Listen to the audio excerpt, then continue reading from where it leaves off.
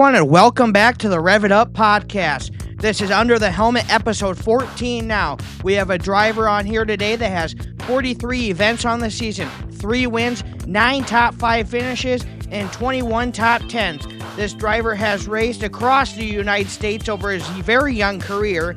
He has won on a very big stage just this past week at Mason City Motor Speedway, and he is just 13 years old. It is Mr. Excitement, Miken Iverson. But before we get to it, let's hear from Rev It Up's partners. This podcast is brought to you by the Cresco Speedway. The Cresco Speedway's Labor Day Classic is set for September 6th. They have 7 featured classes. The featured class is the Tri-State Late Models, the baddest late models out of South Dakota, Nebraska, Iowa, and Minnesota. Also, USRA Modifieds, USRA Stock Cars, USRA B-Mods, USRA Hobby Stocks, USRA Tuners, and Eco Mods. USRA points awarded.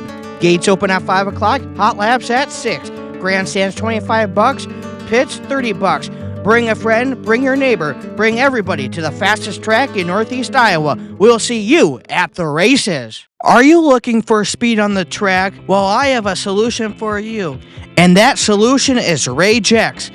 Get a hold of Harley Dice or Jake Tim today. They make B mods and A mods.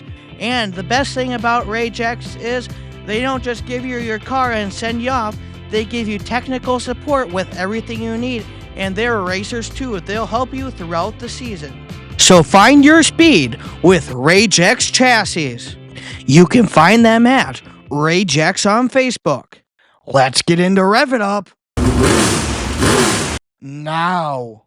Miken, thanks for joining us today. First question I have for you, Miken, is how's the year been going for you so far? Well, year's been really good so far. We have 3 wins, a whole bunch of top 5s, and a whole bunch of top 10s. And right now we are sitting first in Rookie of the Year points, and I think around 12th in national points. So right where we want to be, and not how we wanted to run this past weekend at Mason when we blew up our motor. So thanks to my dad and the other guys to getting the other motor put in. Thanks to Lee John's guard that gave us the other motor to put in. And yeah. So what goes into running a Rookie of the Year battle? You have to go across the country, don't you? Yeah, I got to race a lot of races, and we got to win a lot of them. So we're trying our best to keep it in first. And I think I'm in first by 200. And yeah. Second question I have for you is, how did you get your racing career started? So it went from my grandpa, and then it went to my mom's brother. And it went from my mom's brother to my cousin Nate, and then it went from my cousin to my other brother, and then it went to my other brother to me. So now it's me and my other brother that are racing now. My other brother just got back into it, so he's doing pretty good right now, and he's still learning. So at what age did you start racing and decide you want to race? So I saw Flying Ryan Olson race at Mississippi Thunder a lot, and I was like, Dad, I want to buy a go-kart at the age of 5. And then my dad bought a go-kart for my brother, and then I used that go-kart and I tested it on our driveway/road, and I said, Dad, can I start racing? And he said, yes, buddy, you can. So where did you have your first race at in the go-kart? Because doing some research on you went to some of the biggest go-kart races around with the Tulsa Shootout and all that. Yeah, so my first race was in a rookie cage kart at Thunderhill Speedway. Then I got into wing karts, BP, and intermediate, and I raced a whole bunch of those races. So the Tulsa Shootout interview of you saying you just want to have some chicken nuggets, where did that come from? Do you get your chicken nuggets? So it started with my buddy Colin Klein out of Arizona. So I raced for them in the junior sprints, and Dennis Klein, and they got me into the junior sprint, and I started racing those. And then after that, my dad bought a micro from them, and then we sold that, and we got my Eco Mod, and I've been racing these ever since. So that Chukanuggy thing came from Colin Klein. Who are some of the people you raced with in the little midgets? Because you raced with some pretty big names that a lot of people might recognize. Yeah, so I raced against Brexton Bush, Braxton Flat, Wyatt Miller, some of those big guys, and a lot of others, Colin Klein, Logan. There's a lot more that I don't even remember their names. So moving on to the next question, what's it like being so young, driving against guys that are maybe 3 times your age, especially in the B mod class? Like last week, you were going against Moldry, Skauge, Hovden, and going for that win at Mason City. What's it like running against those guys that are nationally known, and you were throwing your hat in the ring right there with them? Yeah, so ever since I started racing, I've been the youngest kid in my class, so I'm super used to it. A lot of older guys, and they're really good. They got more experience than me, so I just gotta drive my hardest and try to win. Do you ever get some of the older guys that come over and talk to you about maybe try to give you some advice or anything like that? Yeah, Taylor Skauge, he came over and helped us a lot, and Sean Walski, and a lot of them came over, and they told me, because they had dirt doors, they helped me get fitting figured out. And yeah. What's some of the best advice that those guys have gave to you with Taylor Skauge leading national points right now? I suppose he gave you some pretty good advice.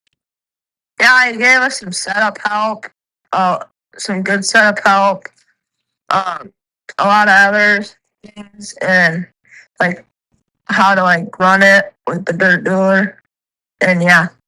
Let's talk about being a part of the Sports Illustrated Youth Athlete of the Year. How did that get started, and how do you ever get on that list? So my mom, she signed me up with it, and there's a lot of people that you just gotta vote for, and you have to be in the top 20 to transfer. I think it's every month or every 2 weeks. I don't remember, somewhere around there. And yeah, I'm sitting fifth right now, so I would transfer to the next one. Last year I did it, and I don't remember how I did, but I was in first for a while. And then yeah. So are you one of the few race car drivers on there that are on it? Yeah, so I've been looking through it. There's not many race car drivers, but there's some dirt bike drivers, like dirt bike racers I've seen, and a lot of football players, basketball players, baseball, and all that. So with you, one of the only few race car drivers that you're saying, what's it like to be kind of an ambassador of the sport in a sense, to be one of the young guys on there? Because I suppose they have a banquet if you end up probably being in the top 5 or so. What's it going to be like to maybe if you can end up winning it or be in the top 5 to be an ambassador of the sport and maybe grow the sport of racing with yourself in the coming months? Oh yeah, I don't know if they have a banquet or not. It would just be really cool if I won that. And I think I'd get the sport of racing out there a lot more if I won. So then I think it would be a lot better, to get other people into racing, and they would probably start it and grow it. So you mentioned that you are 13 years old. So 13 years old, what grade does that make you in high school? I'm in 8th grade right now. I would be in 8th grade. So have you started school yet this year or no? No, so my mom got me into online school. So then, because I have so much racing, that I would miss a whole bunch of days of school. And I start September 2nd, I think, or it's the week after. And I like it so far because you get to go online. We have meetings all the time, and yeah. Well, you got to put your priorities first. Racing comes before everything. Everybody knows that. Yeah, I wish it did. Take us back to the night last week at Mason City on the Wednesday night. I talked to you down to the pits before the races, and you were saying that your motors were getting a little bit tired, but you you kind of got dirtied up a little bit in the race there a little bit, but you come around and some thought maybe you broke something, but you obviously didn't. And take us back to that night. Yeah, so when Jackson got into me, I was a little mad, and I was like, well, I just gotta floor it, and hopefully I do good, and just go, because I thought something was really messed up, because it got hard to steer after that, and then we came home, and we found some bent things, and then the week after, the motor let loose. The week after, the motor let loose on us, and I knew it was gonna go sometime, but I I just had to run it, and I had to gain as much points as possible for my rookie of the year. And yeah, So that last lap, you and Braden Ayers, and then Ben Motery got in there at the end. You Ayers threw a slider at you at one. What were you thinking, crossing him over, peeking a peek under his skirt, going down the back?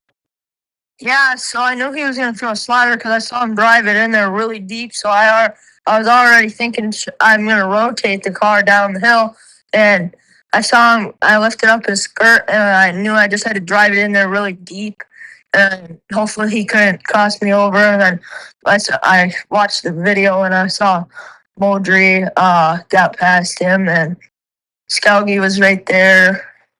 And it was super close. I didn't know if I was gonna win the thing after that wreck, and somehow I did it. So that win, with all the fans in the stands, how big is that win for you, or is it just another race? That win was probably one of the biggest wins I've had in my whole racing career, and it was on Flow, and I actually gained some sponsors with it. And thanks to Bad Apple Racing Suits, they sponsored me a race suit, so kind of happy about that. And people are making my shirts, and we got other stuff coming out, and yeah. Would you say that T-shirt sales went up after that? Yeah, so we got a thing where we can sell T-shirts, and it's online.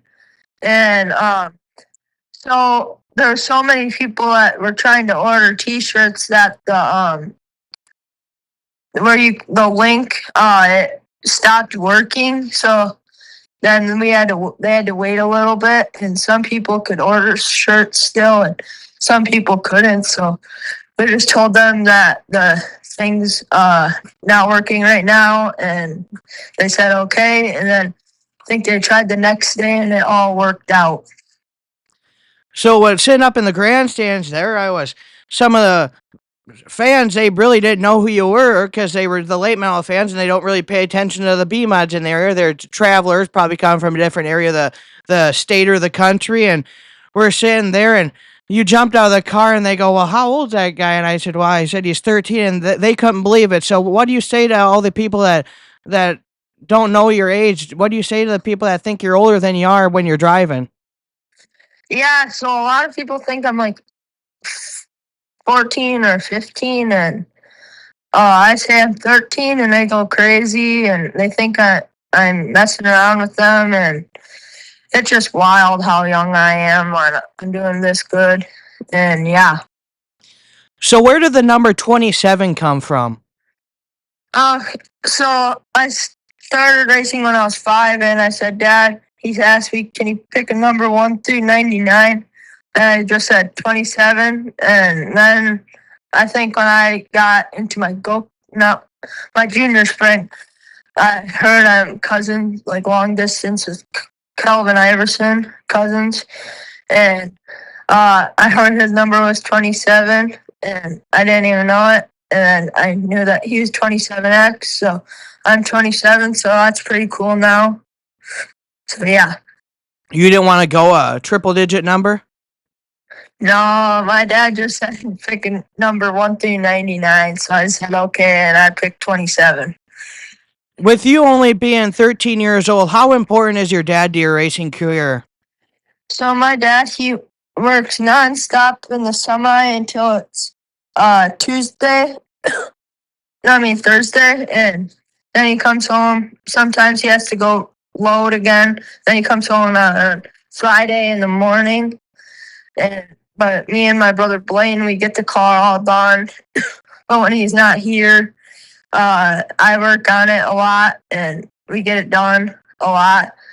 And then it's just all ready to go for race day. What do you most look forward to going to the racetrack every week? So I'm looking to win, get a lot of like finishing points, like telling my dad like what to do to the car because I like doing that. And sometimes he says no to those adjustments, and his adjustments are right compared to me because he's still learning, and we have people that are on our side to help us get better every week. And yeah. So that night you were at Cresco, I remember you were really excited to go on the carnival rides. Talk about that a little bit. It was kind of cool that you being 13 years old, you still get the itch to go on carnival rides, even though that you probably have the ride that most people want sitting right there in the pits. Yeah, so I talked to my dad, and he said after the races, if everything goes good, you can go on carnival rides with your friends. Because my buddy Colin Klein from Arizona was up here, and I got tickets. I don't remember who it was from, and I said thank you to her, and she says you're welcome. Go have fun. So the next question I have for you is, what kind of car do you have? You mentioned Dirt Dueler, but talk about have you what Dirt Dueler does for you for suspension help and the advice that they give to you. Yeah, so um, it's a dirt tour chassis. It's got Ford front end, one of the few that are out there. And then we got shocks from LDR, Les Duelman Racing, and then we got shocks from Alex Williamson, and they all help a lot. And some nights the other shocks work really good. Some nights the other shocks are really good. So we switch them back and forth a lot. You talked about the Ford front end. So the people that don't know, what's the difference between the Ford front end and maybe the Chevrolet front ends that most of the cars have? So the Ford front end is a different kind of stub on the front of your car, and the Chevy front end is the other kind of stub that are on like Rages, Longhorn, I think, Skyrocket, and a lot of them. So they tried to make Ford front end come back, and I think it's working pretty good right now for me. What would you say to somebody that might be looking to find a new chassis builder, rather it's a Dirt Dueler? What would you say to them that look towards Dirt Dueler?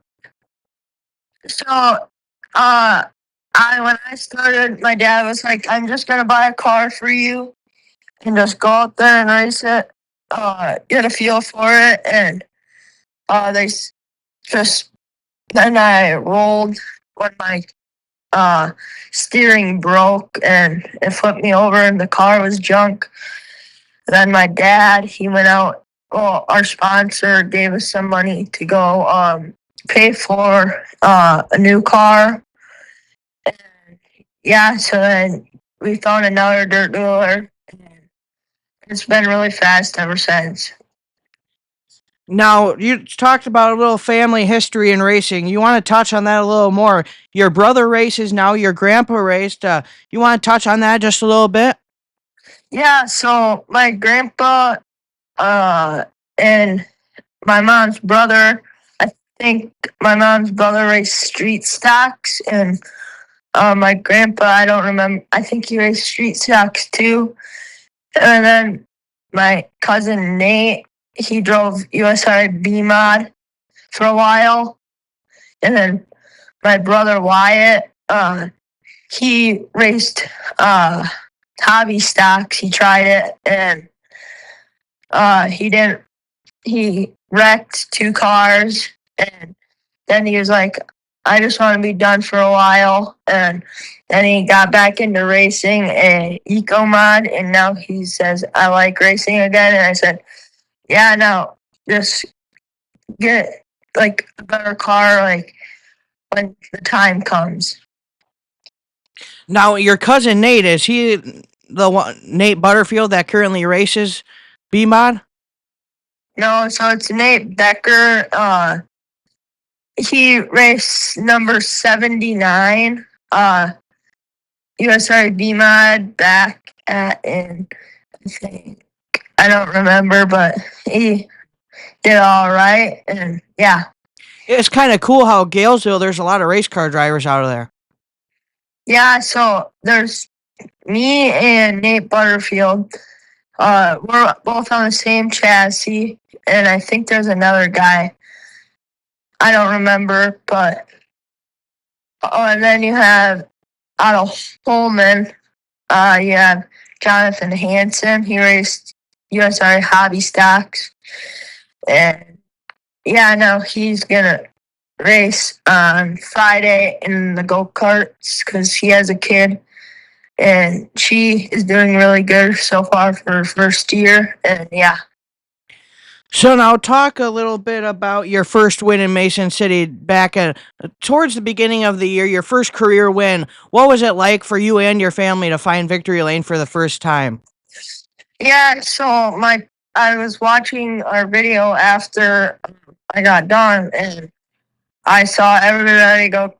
My mom and my dad, they went wild when I won, and yeah, and then it was just phenomenal to me, and I could hear other cars behind me, but I didn't know if they were second and third or not, and I was like, if it is or if it isn't, I just still got to go and try to pass as many lap cars as I can to get a bigger gap.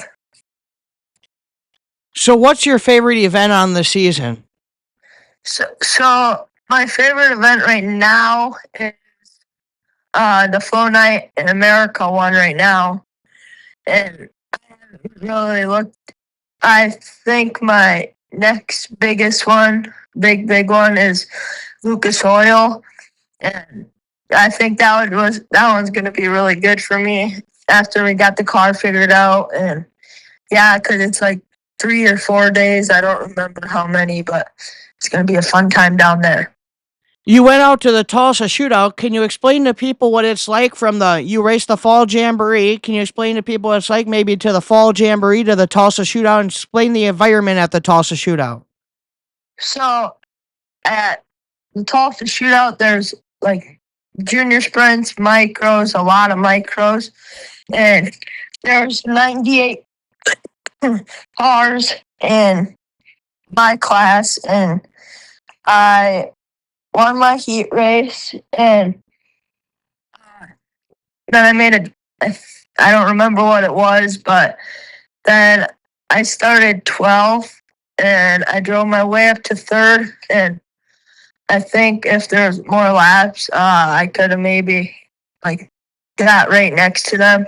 Maybe it would have been a 3-car battle for the lead because I was closing in on them or every lap.